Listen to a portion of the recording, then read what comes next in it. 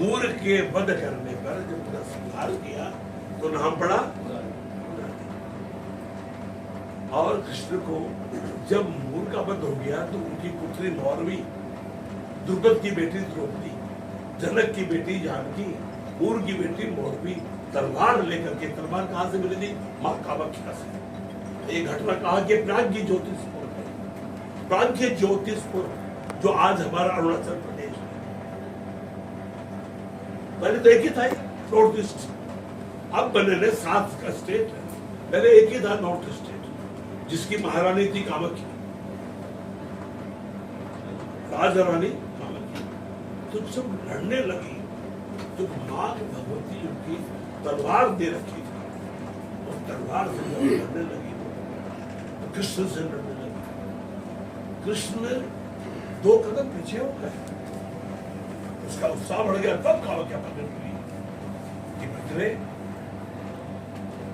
इनको महादेव भी परास्त नहीं कर सकते, ये तो ये मेरी तलवार है, उसके सम्मान कर रहे हैं, ये मेरे द्वारा प्रदत्त तलवार का सम्मान कर रहे हैं, नहीं तो महादेव भी इनको हरा नहीं सकते।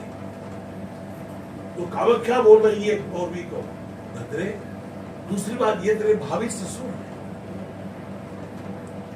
भाई भीम ससुर हुए, अब भीम कृष्ण के फुफेरा भाई है, तो कजन ब्रदर हुए ना, तो ससुर का कजन ब्रदर कौन होगा? ससुर। तब वो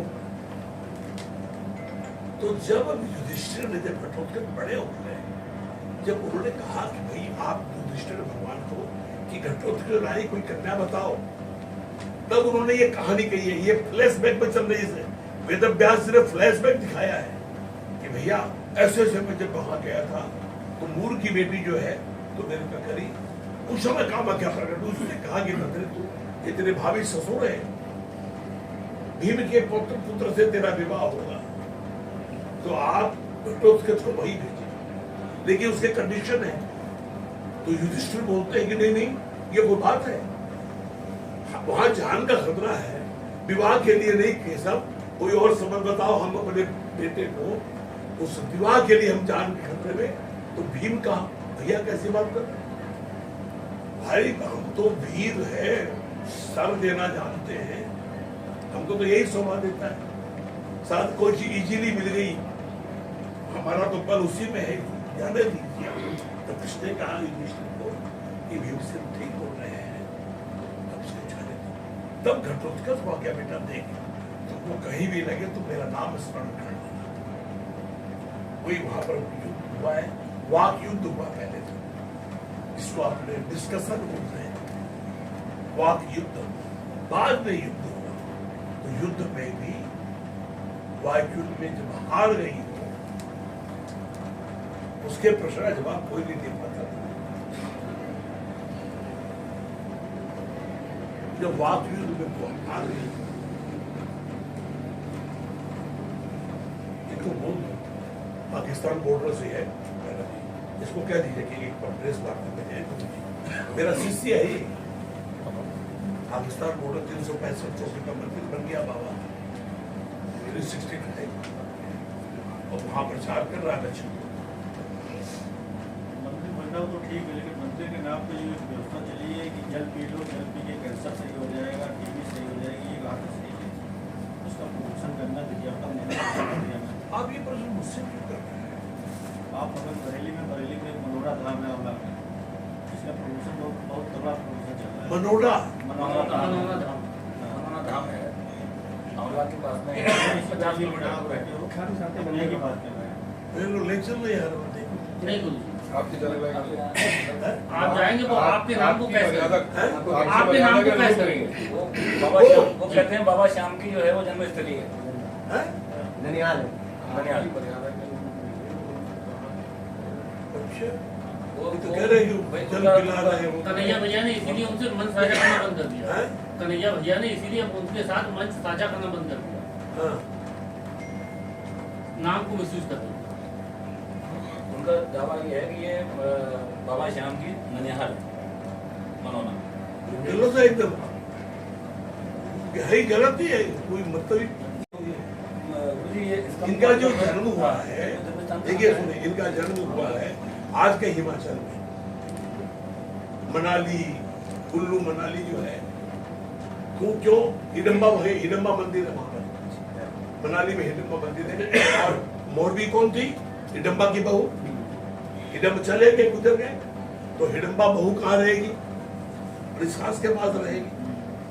तो वहीं पर जो मोरबी जो है, उसकी शादी हुई, उनको पुत्र हुआ। पुत्र होने के बाद में ये ले गए द्वारिका उनको। इनका पहला नामकरण किया श्री कृष्ण ने। नामकरण हमारे यहाँ क्या तो माँ बाप करते हैं, गुरु करता है। राम कृष्ण का नाम वशिष्ठ ने रखी है और कृष्ण का बलदाव जी का नाम गर्गाचार्य ने किया, क्योंकि वो कुल गुरु थे। हमारे शास्त्र, देखिए हमारी मान्यताएं वेदों और पुराणों पर है। हम किसी आप उपन्यास को लिखते उसको मानने को तैयार नहीं है। हमारे वेद और ग्रंथ जो कहेंगे हम उसको अपना पूरी तरह से प्रमाण मानते हैं। कोई बिना उसके तो हम कोई मान नहीं सकते। तो इनका तो कोई जन्म तो हुआ है वहां पर, हिमाचल प्रदेश में हुआ। जो पाखंड हो रहा है इसके लिए क्या कहेंगे? इसका क्या करना चाहिए? पाखंड का, पाखंड का समाज को विरोध करना चाहिए। समाज ही जा रहा है वहां पर, पाखंड को बढ़ावा कौन दे रहा है? समाज ही है। तो फिर खंडन कौन करेगा? उस जगह को समाज तो बाबा नाम एक दे रहा है। तीर्थ स्थान बना रहे, वो धाम बना लिया, वहाँ बाकायदा होटल वगैरह बन रहे हैं और इस तरीके से लोगों के रहने रुकने की व्यवस्था।